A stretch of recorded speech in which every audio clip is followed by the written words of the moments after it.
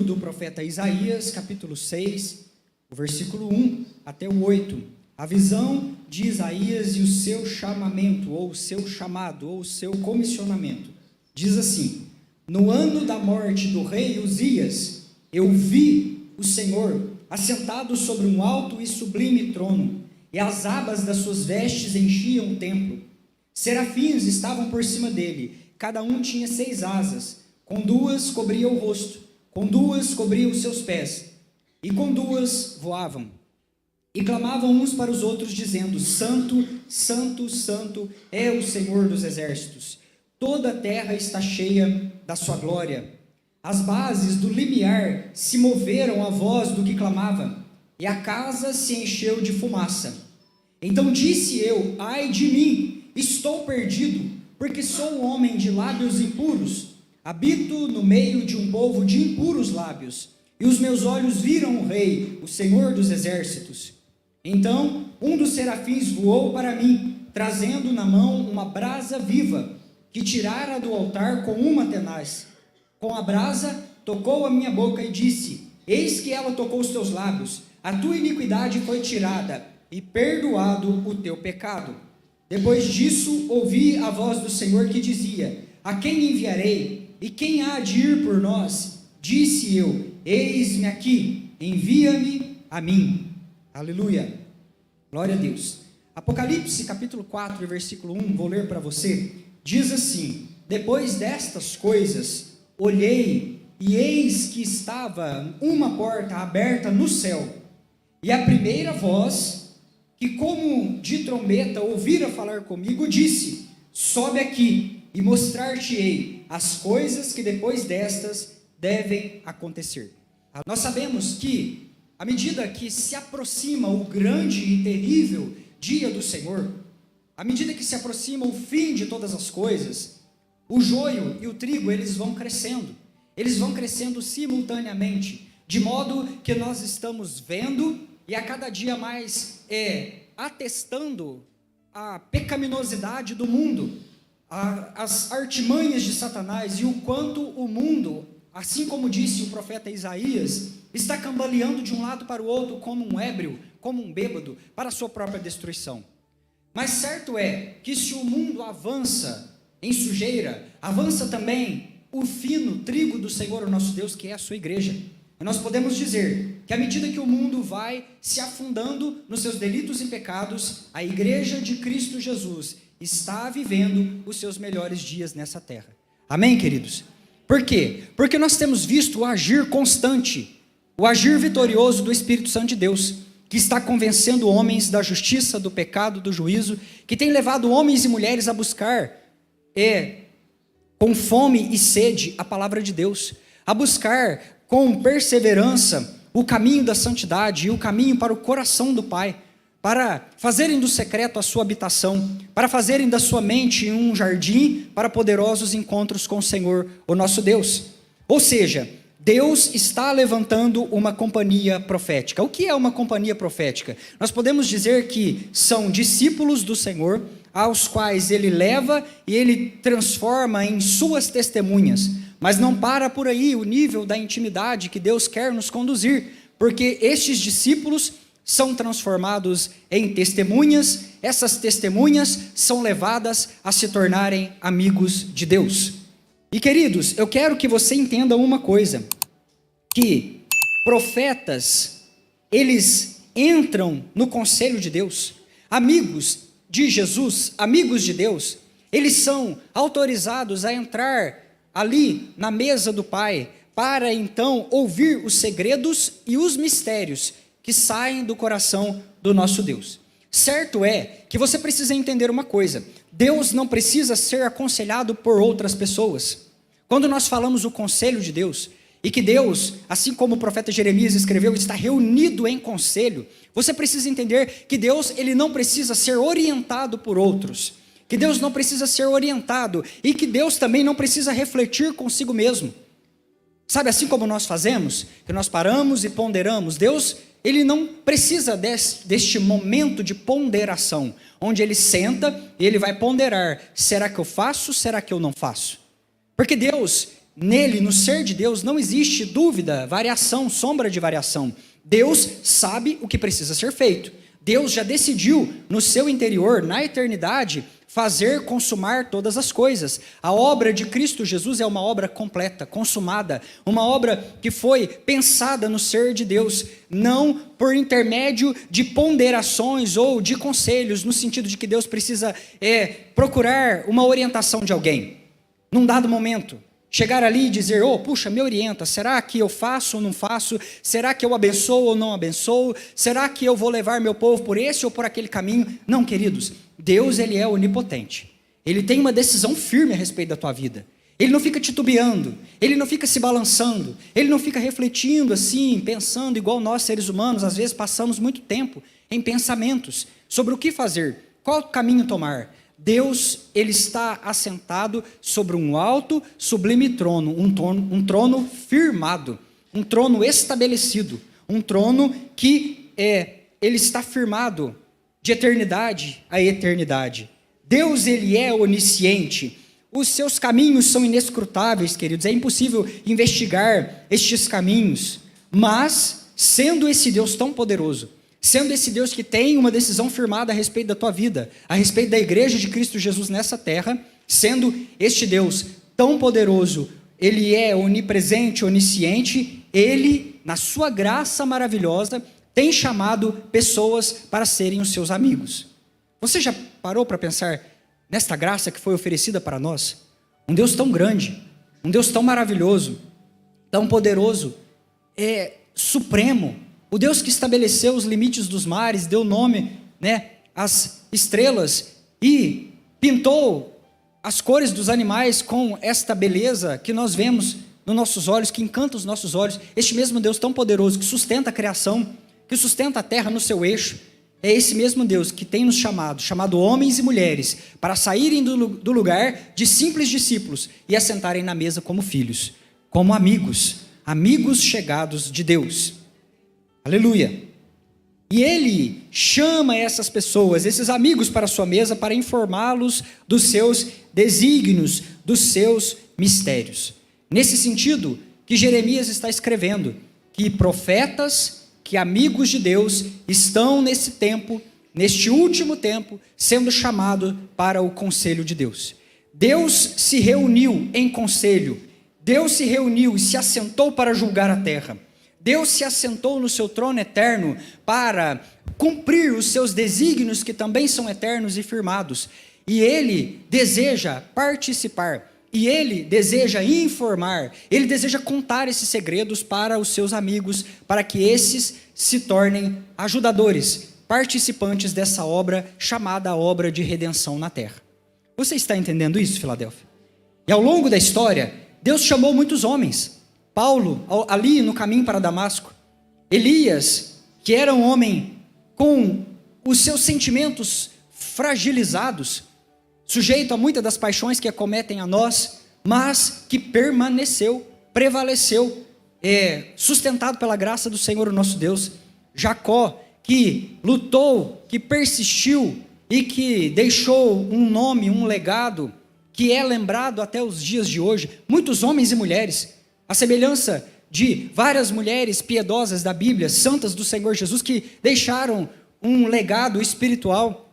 E nós vamos observando que esta galeria de heróis da fé e que estas cadeiras na mesa de Deus, elas são inesgotáveis, porque Deus está falando, ainda há espaço na mesa, ainda há lugar na mesa, saiam, contem a boa notícia para o máximo de pessoas que vocês puderem, dizendo que elas precisam saber que elas são filhas de Deus, e virem se assentar a essa mesa, para ouvir aquilo que já está decidido no conselho de Deus, para que esses mistérios sejam compartilhados, esses segredos sejam compartilhados com a igreja, a companhia profética, os amigos de Deus, para que os amigos de Deus assim saiam e sejam então os ministros da segunda-feira, operando sinais e maravilhas na segunda-feira, curando os enfermos na segunda-feira, levando o evangelho e a boa notícia de que o mundo agora pode se abrigar debaixo das asas do onipotente e do sacrifício da cruz de Cristo. Amém, queridos? Então, eu posso dizer que a mesa, ela não faz sentido sem a cruz. Por quê, pastor? Porque o caminho para a mesa começa na cruz. Começa na cruz. Olha, Deus só envia pessoas que estão familiarizados com a sua presença. Eu achei isso lindo.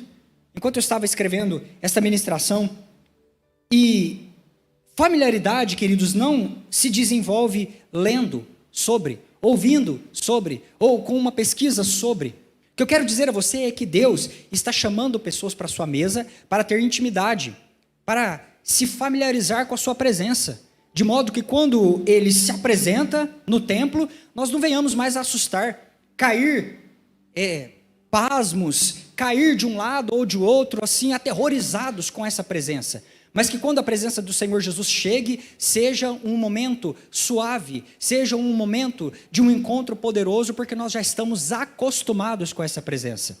Estamos familiarizados com essa presença e dizemos, o papai chegou, o pai chegou, eu estou sentindo a presença dele. E não é mais motivo para nós de terror, de pavor, de medo, mas sim de um conforto, porque nós estamos na presença do nosso Pai. E perceba você que esta presença, essa familiaridade, essa intimidade, nós não vamos desenvolver lendo, estudando, com religiosidade, com liturgia, mas nós vamos desenvolver experimentando a presença, vendo a presença, ouvindo a sua voz, caminhando nessa presença, vendo, enxergando a presença do Senhor, assim como Isaías viu. Eu quero caminhar com você na história desse personagem.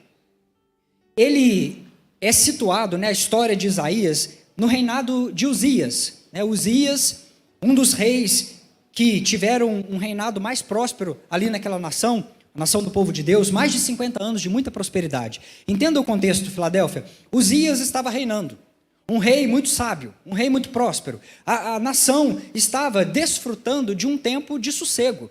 A política estava boa, tinha muita fartura, comida na mesa, trabalhos prósperos para todas as pessoas, um exército muito bem equipado, guardando a nação, de modo que as pessoas, então, elas começaram a se acomodar. As pessoas começaram a tirar os olhos do Senhor e colocar nas coisas do dia a dia, colocar nos seus recursos, colocar na boa administração daquele rei. As pessoas tiraram os olhos do eterno e colocaram a sua fé nas suas riquezas, no seu bem-estar. E, irmãos, a vaidade cegou aquele povo.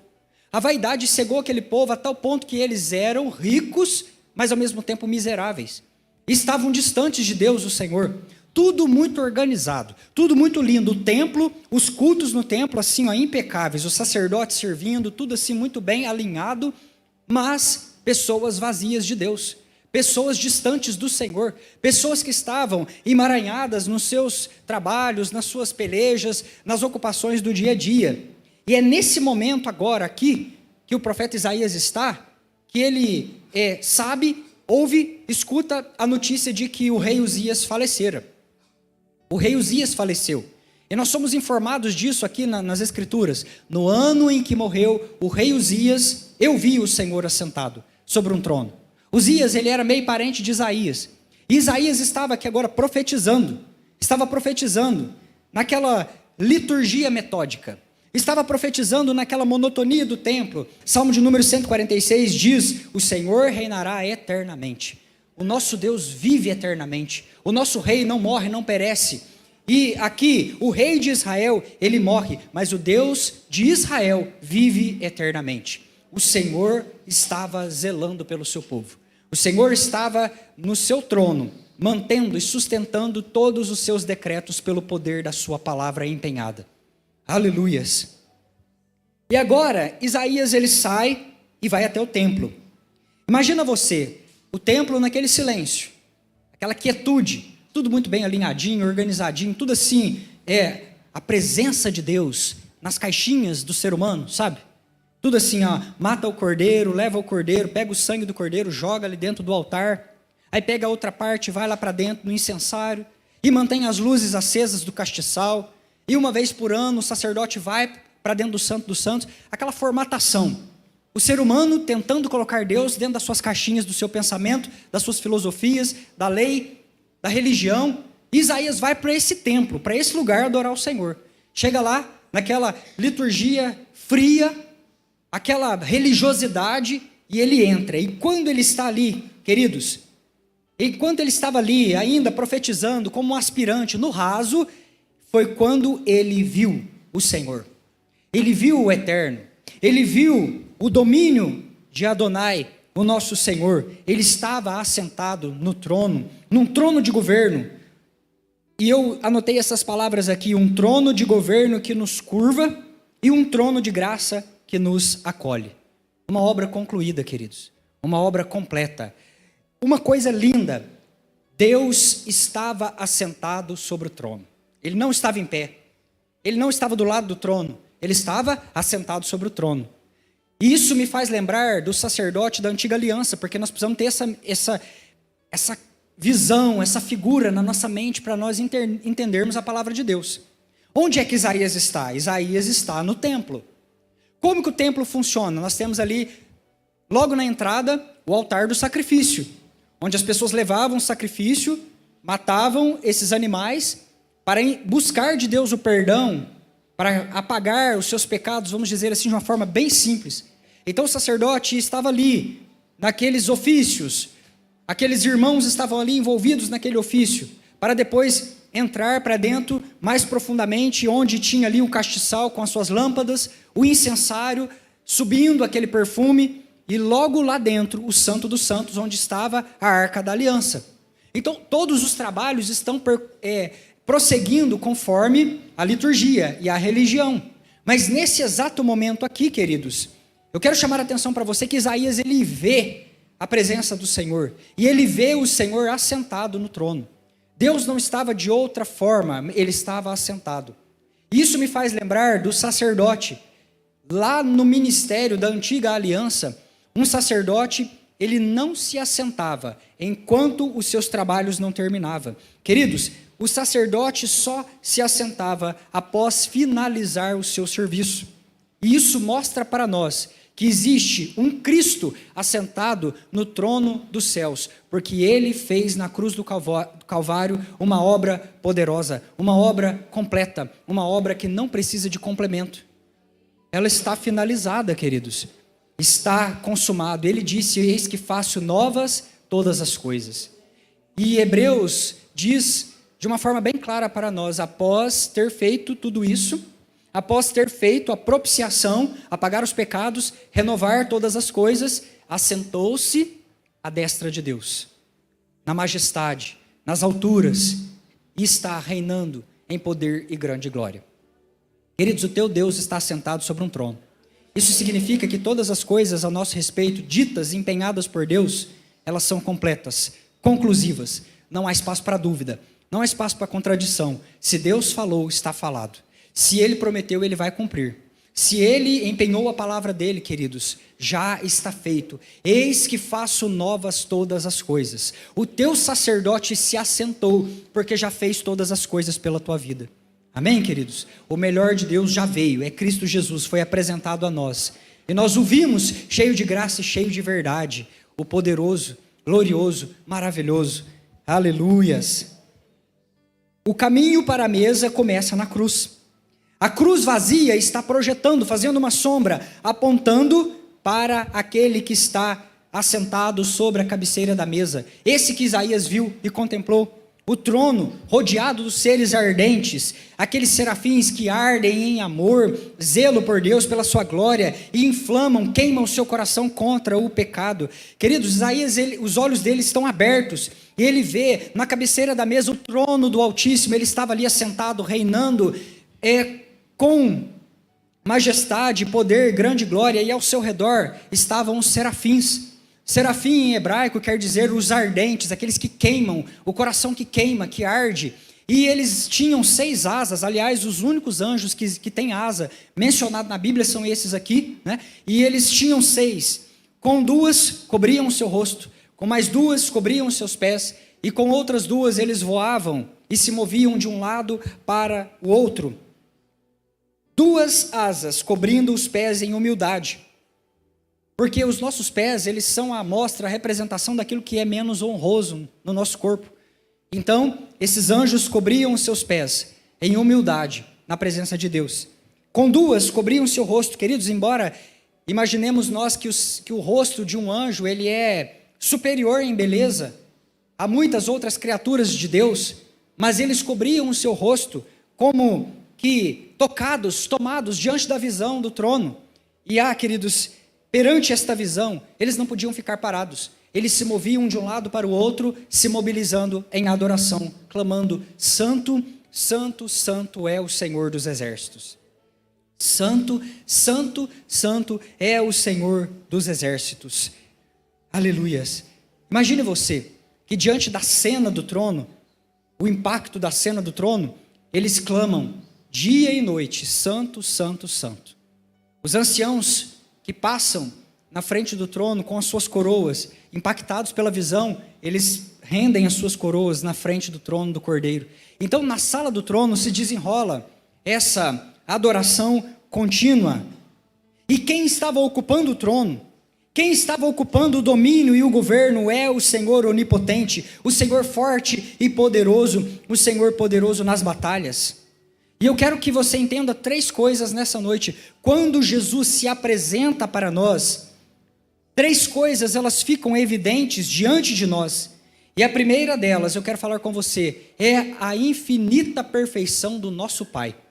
É a infinita perfeição do nosso Cristo, daquele que se assenta sobre o trono. E nesse primeiro ponto, você precisa entender que você tem um Pai, um Deus poderoso. Fale consigo mesmo e diga assim: eu tenho um Pai, o Senhor, forte e poderoso, o Senhor poderoso nas batalhas. Aleluias, glória a Deus. Querido, só fazendo um parêntese, porque nós estamos nessa entendimento aí com o retiro dos homens. Há um tempo atrás uma irmã veio e falou assim: nossa, mas o meu menino, ele é muito cheio de energia, de garra, de valentia, eu não sei o que eu faço para domar o menino. Aí eu mostrei o Salmo, falei: olha aqui quem que é o pai dele. É o Senhor poderoso nas batalhas. Vocês já leram o Salmo 35? Já leu o Salmo 109? Salmos de guerra? Vocês já viram o salmista conversando com o pai dele? Vai lá, Deus, quebra o queixo dos meus inimigos. É o nosso pai. E aí eu falei: não tem jeito de domar esse menino, não. Ensina ele a usar essa força. Ensina ele a usar essa valentia para propósitos eternos, paixão e propósito pelo reino de Deus. Porque esse menino aí, parece com o pai dele. É o Senhor dos exércitos. E aí a gente tenta, nos nossos cultos, domesticar o leão. O Lewis falou sobre isso, no livro dele, das Crônicas de Nárnia. A gente tenta domesticar o leão da tribo de Judá. Queridos, o nosso Deus não pode ser domesticado. Sabe, com o inimigo, não tem meio termo. Ai, Senhor, toca esse Satanás aqui da minha porta, Deus, por favor, por gentileza. Não, em nome de Jesus, você vai para cima, com garra, porque é o teu Pai que te autoriza a fazer isso, queridos. Aleluia, você é filha e filho desse Deus. Desse Deus. Existem 2 tipos de posicionamento. Na presença do Cordeiro que te salva, deste Deus todo-poderoso, você se chega com humildade. Vai para a presença dele com humildade. É ele quem perdoa. É ele que é o autor e consumador da sua fé. É ele que coroa a tua vida de bens. Então você precisa se apresentar com humildade, com o coração prostrado em adoração. Mas, queridos, diante das circunstâncias dessa vida, você ora de cima para baixo. É outro posicionamento. Efésios capítulo 1, vai ler lá na sua Bíblia. Para você não achar que eu estou falando bobeira e heresia. Efésios 1 inteiro está falando a respeito desse posicionamento que nós temos como filhos de Deus. Então, quando você vai falar com circunstâncias, você vai falar assentado assim, perto do seu Pai, de onde você foi posicionado após o sacrifício perfeito ali na cruz do Calvário. E você já vai dando uma ordem de cima para baixo. Doença, em nome de Jesus. Problema, em nome de Jesus. Enfermidade, em nome de Jesus. Demônios, em nome de Jesus. E você já vai dando voz de comando de cima para baixo, com a autoridade que Cristo, Ele te constituiu. Aleluias. Ele é o nosso Deus. Ele é o nosso Deus. A gente se assusta. Salmo 35, 69, 109, você vai lendo ali e fala: meu Deus, é Deus quebrando queixo de inimigo, é Deus passando a espada nos inimigos. Isso diz respeito à tua vida, queridos. O teu Deus reina, o teu Pai te protege, o teu Pai ergue muralhas de fogo ao teu redor, ainda que os teus dessa terra não velem pela tua vida, o teu Deus não dorme, o teu Deus não dorme. Eis que não dorme o guarda de Israel. Você tem um Pai, um Deus poderoso. Isso precisa ficar claro na tua vida. O Rei dos Reis, o Senhor dos Senhores. Queridos, vamos fazer um coro. Eu estou muito animado na presença do Senhor. Diga, Ele é o Rei dos Reis, o Senhor dos Senhores, o Cordeiro de Deus, a luz do mundo. Aleluia, Ele é El Shaddai, a ressurreição e a vida, o cabeça da igreja. Ele é o sumo sacerdote, o mediador. Ele é o pão da vida.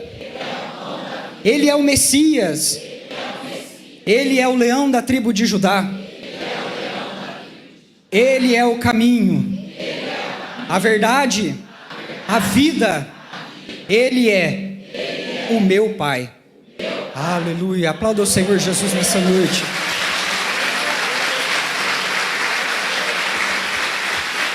A ti, Senhor Jesus, a honra, a glória e o louvor, porque tu és digno, Senhor.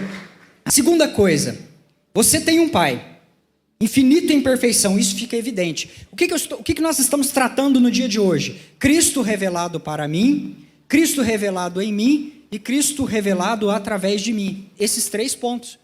Então Isaías está diante do trono, é Cristo revelado para ele, se apresentando para ele. Essa aqui é uma manifestação do próprio Cristo, porque ninguém pode ver Deus na sua essência e permanecer vivo. Da mesma forma, Isaías não estava contemplando Deus na sua essência, a maneira como ele é, porque nós, no nosso corpo carnal, não suportamos ver a glória de Deus. E aqui, uma teofania, Jesus está se apresentando diante dele. Então, Isaías, ele enxerga, ele tem a consciência, eu tenho um Pai, e o meu Pai é poderoso, ele é o Senhor dos exércitos, é o Senhor poderoso nas batalhas. E a segunda coisa, ele percebe que toda a glória do Pai, toda a glória do Senhor, toda a glória do Cristo enche a terra. A sua glória está enchendo toda a terra. Isaías entende isso, que a glória do Senhor está enchendo os céus na plenitude de toda a obra poderosa que ele fez, que a glória do Senhor está imergindo a terra na sua graça maravilhosa, chamando pessoas para a mesa para serem filhos de Deus, e que a presença do Senhor Jesus, ela está enchendo o inferno, queimando os pecadores obstinados que ali foram lançados, querido. Isaías, ele entende isso, as vestes do Senhor, elas enchem toda a terra, ele percebe, queridos, quando Cristo se revela a nós, nós temos uma consciência de quem nós somos, nós temos uma consciência de quem Deus é. Quanto mais nós conhecemos a Cristo, mais nós somos capacitados a entender a nossa verdadeira identidade de filho, e isso é proporcional. Se existe ainda no teu coração alguma dúvida a respeito de quem você é, alguma dúvida a respeito da sua filiação, você precisa perseverar em buscar e conhecer mais e mais do Senhor Jesus. Porque cada vez que você se achega para a frente do trono do Cordeiro, você percebe os traços do teu Pai, você olha e você vê o quanto você é parecido com Ele. Cada vez que você chega mais para perto de Deus, a luz do Cristo nos ilumina, para que nós venhamos a querer, desejar sermos parecidos, ansiarmos em expressar nessa terra a natureza de Cristo Jesus. E isso se dá através do trabalho do Espírito Santo de Deus, que habita dentro de nós. Então, há uma consciência, e nesse caso aqui, o Isaías, ele percebeu e falou, ai de mim, porque vou perecendo, eu sou um homem de lábios impuros. Então a luz que estava no trono, fez com que aquele homem enxergasse as suas impurezas. Queridos, quanto mais nós enxergamos, quanto mais nós nos achegamos diante do trono do Senhor, nós vamos percebendo as nossas limitações, nós começamos a ansiar por melhora. Esse é um trabalho que o Espírito Santo de Deus vai fazendo, ou seja, Ele está continuamente nos puxando para a frente do trono, para que essa luz ela venha nos mostrar. Olha, hoje eu preciso melhorar no meu palavreado, eu preciso melhorar as minhas vestes, eu preciso melhorar o meu comportamento, eu preciso buscar mais o Senhor, eu preciso lançar essa luz em algum lugar ou outro lugar aqui dentro do meu coração, que ainda não foi tratado. Ou seja, a nossa vida, queridos, ela é uma constante jornada de aproximação e contemplação do Cordeiro que se assenta no trono. E todo dia a gente vai descobrindo alguma coisa. Todos os dias o Senhor vai nos revelando. Olha, ore mais, jejue mais, busque mais, leia a palavra de Deus, se aproxime diante do trono, onde existe socorro, graça, num tempo que se chama hoje, um tempo oportuno, para socorrer aqueles que se achegam na presença do Senhor. E assim nós vamos buscando, nós vamos nos achegando diante desse trono. A presença de Jesus, ela expõe o quão fraco nós somos. Porque quando o profeta ele vê a presença de Deus, a Bíblia diz que a casa tremeu, os umbrais se moveram, ou seja, as colunas da casa começaram a chacoalhar por conta da presença. A casa se encheu de fumaça, até o ponto em que Isaías ele disse: ai de mim, porque vou perecendo. Ai de mim, eu estou acabado, eu sou um pecador. Eu fui constituído profeta e os meus frutos estão contaminados. Deus me procurou, como procurou aquela figueira e não achou em mim fruto. E aí o profeta começa a temer, a ter medo. E é muito interessante você observar esse ponto de partida até o ponto de chegada. Porque primeiro, quando ele vê a aparição de Deus, ele tem medo. Ele teme, ele cai diante do chão, como se estivesse aterrorizado, pasmado.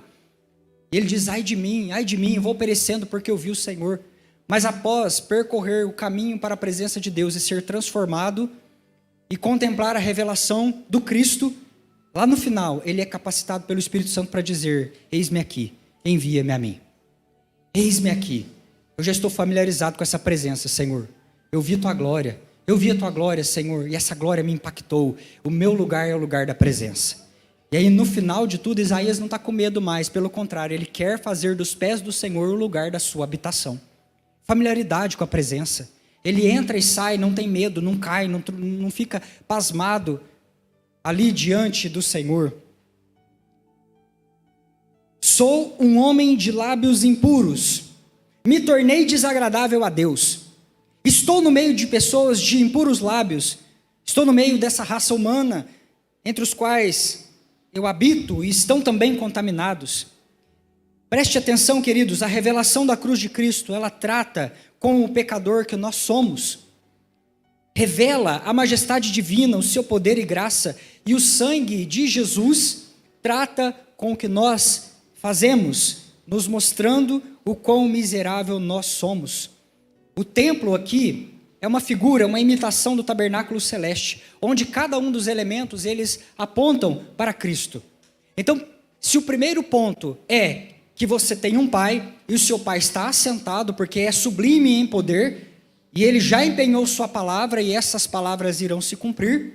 O segundo ponto é que a cruz revela a nós o quão fraco nós somos, o quanto que nós somos pecadores, e diante do pecado, de uma vida de pecado, nós caímos, nós nos pasmamos diante da presença do Cordeiro, nós nos constrangemos, porque esta presença revela o quão frágil nós somos. Então existe este elemento de presença revelada, identidade alinhada através do arrependimento, porque quando nós vemos a Jesus, nós nos movemos para nos arrepender dos nossos pecados e para buscar dele a capacitação que vem do alto para sermos santos, para expressarmos nessa terra a sua natureza. E por outro lado aqui, preste muita atenção nesse elemento do altar. O altar celestial, o altar que está cheio de fogo, e o anjo que tira uma brasa com uma tenaz desse altar e leva até o pecador, até o profeta que está ali constrangido diante da presença. Entenda você que todas as figuras do tabernáculo, do templo, elas são a figura de algo celestial, de algo eterno, de algo que está nos céus. Então, tudo aquilo que está revelado ali aponta para Jesus, E lá no templo, enquanto Isaías está tendo essa visão, a liturgia do templo, ela era organizada de modo que o sacerdote recebia o sacrifício, o cordeiro puro, que chegava ali nas mãos do pecador. O pecador, ele colocava as mãos sobre a cabeça daquele cordeiro, ele via os olhos inocentes do cordeiro, ele se identificava com aquele cordeiro, e aquele cordeiro agora inocente, ele era levado para diante desse altar, e lá nesse altar, ele era degolado, ele era sangrado, sacrificado, e o seu sangue aspergido ele era queimado ali dentro daquele altar, de modo que o sangue derramado estava escorrendo para dentro do altar. E o produto final do altar era fogo, brasas vivas ali dentro. Entenda você que essas brasas estão misturadas com o sangue desse cordeiro, estão queimando, estão ardendo. E agora, diante deste entendimento, lá no templo, o fogo ardia continuamente sobre o altar, e ali o cordeiro foi sangrado, para que houvesse perdão dos pecados do povo. Até que Jesus veio, nasceu e subiu à cruz, dando a sua vida por nós. Então, queridos, guarde esta frase: somente algo que sai de dentro do altar pode purificar o pecador. Somente algo que sai de dentro do altar pode purificar o pecador. Somente purifica se vier da expiação de Cristo. Porque se lá na antiga aliança o sangue que entrava dentro do altar queimava, se misturava às brasas, subia para diante de Deus e descia perdão para o povo, queridos, quando Jesus subiu na cruz do Calvário como um cordeiro imaculado, a cruz é o altar da nova aliança. A cruz é esse altar que arde, e o fogo da ira de Deus estava ali, e era para nos consumir, mas consumiu o Cristo, que se ofereceu como um cordeiro substituto em nosso lugar. Então, quando o sangue de Jesus verteu ali na cruz, fluiu desse altar, pulsante, vibrante, queimando, ardendo, queridos, as brasas vivas que purificaram o nosso coração, que purificaram o nosso lábio. Então entenda isso, que quando o anjo ele chega ali naquele altar e ele retira de dentro uma brasa, ele está fazendo menção da expiação do Cristo. Ele está fazendo menção do sangue do Cordeiro que verteu no altar da cruz e que fluiu perdão para toda a humanidade, para mim e para você. Aleluias. Você entende isso, Filadélfia? Amém?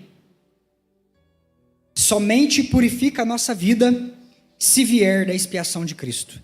Precisa ser uma brasa do altar de Deus, senão não purifica. Não é fogo estranho da religião, fogo estranho da liturgia, fogo estranho de métodos humanos. Não, queridos, é o sangue do Cordeiro. É o sangue do Cordeiro vertido lá na cruz do Calvário. É o sangue derramado no altar da expiação. Então aqui, o serafim retira a brasa e purifica a boca do profeta. E depois de ver, o profeta ele começa a ouvir. E ele agora é levado para o conselho de Deus. Porque o próximo passo aqui das Escrituras, a partir do versículo 6, diz assim: então um dos serafins voou para mim, trazendo na mão uma brasa viva que tirara. E aqui eu vou dizer que tirara do altar da cruz de Cristo. Então um dos serafins voou para mim, trazendo na mão uma brasa viva que tirara do altar com uma tenaz. E com a brasa tocou a minha boca e disse: eis que ela tocou os teus lábios, a tua iniquidade foi tirada, perdoado o teu pecado. E depois disso, depois que Cristo foi apresentado para ele, que Cristo se revelou dentro dele, no coração do profeta, agora ele é transportado para um lugar, outrora discípulo, agora amigo de Deus. E como amigo de Deus, agora ele é transportado para diante do conselho do Eterno. E ali está congregado o conselho. A Trindade está assentado ali. E eles dizem: a quem nós vamos enviar? Quem há de ir por nós? E depois disso ouvi a voz do Senhor que dizia: a quem enviarei? E quem há de ir por nós? E disse eu, o profeta: eis-me aqui, envia-me a mim. Aleluia. Queridos, somente os amigos de Deus são convidados para diante do seu conselho. Se você quer ouvir os mistérios de Deus, as coisas que Deus tem planejado para esse tempo, os mistérios, os propósitos eternos do Senhor para a tua vida, para a tua casa, para a tua família, busque essa presença em oração. Busque essa presença no secreto. Anseie por essa presença. Peça ao Senhor: Senhor, eu quero ver tua glória. Eu careço da tua glória, eu quero ouvir a tua glória, Senhor. Porque é nesse ponto, é nesse patamar que o Senhor Deus, ele revela aos seus amigos os seus planos para este tempo, para essa geração. Muitos de nós corremos de um lado para o outro, batemos a cabeça aqui e acolá, porque não vamos até o conselho de Deus em oração, buscando saber o que Ele tem para a nossa casa, o que Ele tem para a nossa família, o que Ele tem para esse tempo. E assim nos enfiamos em muitas contradições, em muitos caminhos errados, porque estamos deixando de ouvir a voz do Eterno. Estamos deixando de buscar o conselho de Deus para ouvir os seus mistérios. E aqui o Senhor Deus está perguntando: a quem eu enviarei? E a resposta para nós nesse dia é: aqueles que estão familiarizados com a sua presença. Esses são enviados. Aqueles que estão familiarizados com a presença de Deus. Queridos, ninguém tem permissão para ir em nome de Deus, exceto aqueles que são enviados por Ele. Você entende isso? Enviar pessoas é uma prerrogativa do leão da tribo de Judá. Isso não pertence a ninguém, é só Ele. Isso serve de nós como uma grande contentamento e alegria, mas como uma grande responsabilidade. Porque muitos foram enviados e ainda estão questionando o seu chamado, dizendo: eu não sou capaz, eu não sei falar. Ah, Senhor, eu não sei falar. E é Ele que diz para Moisés: quem foi que criou a boca de um e de outro? Quem é que dá as palavras? Porventura não sou eu o Senhor? O grande eu sou, o Senhor dos exércitos? Foi Ele que capacitou Moisés a falar. Foi Ele que instituiu Elias a permanecer, prevalecer. É Ele quem te envia. Enviar pessoas é uma prerrogativa do leão da tribo de Judá. Se Ele te enviou, queridos, deixa o sucesso da obra com Ele, porque Ele sabe o que faz. Você pode dizer amém? Aleluia! Glória a Deus. A mesa de Deus é tão abundante que o desejo dos seus amigos é compartilhar. Por isso, a resposta de um profeta consciente de quem ele é: envia-me a mim. Ele não esperou. Deus já terminou a frase, ele se apresentou: eis-me aqui, envia-me a mim. Estou aqui, Senhor. Ele não fez assim como Baraque, né? Ah, eu iria se eu soubesse que seria bem sucedido. Não foi assim com Baraque na guerra? Eu iria, Senhor, se eu soubesse que eu seria bem sucedido. Mas não, Isaías, ele se apresentou e ele disse: eu vou, e vou deixar o sucesso nas mãos de Deus. O que Deus precisa é de alguém corajoso neste tempo para se apresentar diante do trono dizendo: eis-me aqui, envia-me a mim, Senhor, envia-me a mim. E o sucesso do empreendimento está nas tuas mãos, porque o Senhor é poderoso. É o Senhor que está sentado sobre um alto e sublime trono. Aleluia. E nesse ponto, queridos, eu quero dizer a você: a cruz, ela não faz sentido sem a mesa. Todos os que receberam Jesus e se tornaram conscientes da sua pobreza e da sua riqueza, porque nós temos dentro de nós uma pobreza muito grande, somos vasos de barro que abrigam dentro uma grande riqueza, a saber, a presença de Deus. Nós não somos nada. Se Isaías olhasse para ele, e para os lábios dele, e para o povo que ele habitava, e para o tamanho da missão, porque ele estava sendo enviado para exortar, ele não estava sendo enviado para falar umas palavras proféticas de prosperidade, de dinheiro, de carro, nada disso. Deus chamou: a quem enviarei? Ele disse: eu estou aqui, Senhor, envia-me a mim. Ele falou: agora vai e desce o cajado no povo. Fala que eles vão passar um aperto. Então, a missão, a mensagem, traria no povo daquela época amargura, tristeza, uma grande melancolia, porque o juízo de Deus estava chegando sobre aquele povo. E agora esse profeta se apresenta e diz: Senhor, eu estou aqui. Não importa, Senhor, não importa, Senhor, não é condicionado a mensagem. Eis-me aqui, envia-me a mim. Todos aqueles que recebem Jesus se tornam conscientes da sua fragilidade, mas do poder supremo de Deus que habita em nós. Eles devem dar uma resposta apropriada à cruz de Cristo. E essa resposta é: Senhor, eis-me aqui, envia-me a mim. Você entende isso? A cruz não faz sentido sem a mesa. Não tem como, queridos. Você passou os pés da cruz. Cristo se apresentou para você. Cristo se revelou em você, está te santificando, purificando os seus lábios, com algo que Ele tirou lá do altar da cruz de Cristo e pôs na sua boca, te purificando, queimando o teu interior. Porque, queridos, as impurezas do ouro, elas são refinadas no fogo. Uma vez que você foi apresentado ao Cristo e Ele mora dentro de você, o trabalho do Espírito Santo de Deus é te levar para a mesa, e na mesa você parte, reparte e compartilha. Não dá mais para fechar a boca, não dá para te esconder. Jesus te acendeu, Jesus ligou a tua lâmpada, a tua luz. Como é que Ele vai te colocar debaixo da mesa te escondendo? Você foi feito para brilhar, queridos. Aleluias. E a gente glorifica, né? Nós fomos feitos para brilhar. Uhul, né? Deus me ama. Eu sou o querido de Jesus, né? A última bolacha do pacote, o queridinho, a casa favorita de Deus. Não é? O ranço dessa música. Vocês me perdoam, gente. Desculpa quem gosta, tá? Mas casinha favorita de Deus. Então, você está apto a brilhar? Jesus te acendeu? Então brilha. Brilha, vai, conta para os outros que eles também são filhos. Porque o Senhor não vai te esconder mais agora, casinha favorita. Você tem uma missão, uma responsabilidade. Conta ao maior número de pessoas que você encontrar que eles são filhos de Deus. E que existe um lugar na mesa. Porque todos aqueles que passam aos pés da cruz não podem se desvencilhar da mesa. Eles se assentam à mesa. Precisam se posicionar como filhos de Deus na mesa. Se comportando como filhos do reino de Deus. Mas também dando uma resposta apropriada. Porque tem pessoas lá fora que estão com fome. Estão com sede. E você tem o pão. Você tem a água, queridos. Está nas tuas mãos. Vai, conte essa notícia. Pregue a boa notícia do evangelho dizendo que as pessoas lá são filhos. Eles precisam saber disso. E os convide para a mesa. Porque ainda há lugar na mesa. Amém? Foi esse o envio de Isaías. Ele entendeu quem era o pai dele. Entendeu o quão fraco ele era, mas o quão forte também ele era na presença do Senhor. Quem rugiu sobre ele foi o leão da tribo de Judá. E ele se apresentou, envia-me a mim. E ele, queridos, proferiu as palavras mais lindas, as palavras a respeito do Messias. Ele foi alguém que conduziu pessoas para a mesa, partiu este pão e alimentou muitos famintos. E esta mesma unção repousa sobre você nesta noite.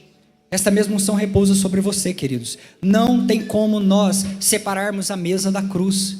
Jesus te acendeu. Jesus, ele queimou o teu coração com esta lâmpada, com essa luz. Você arde como uma lamparina nessa terra. Assim, brilhe o seu rosto. Brilhe a luz de Cristo sobre você. Resplandeça as suas obras para que os outros vejam e creiam que há Deus em Israel.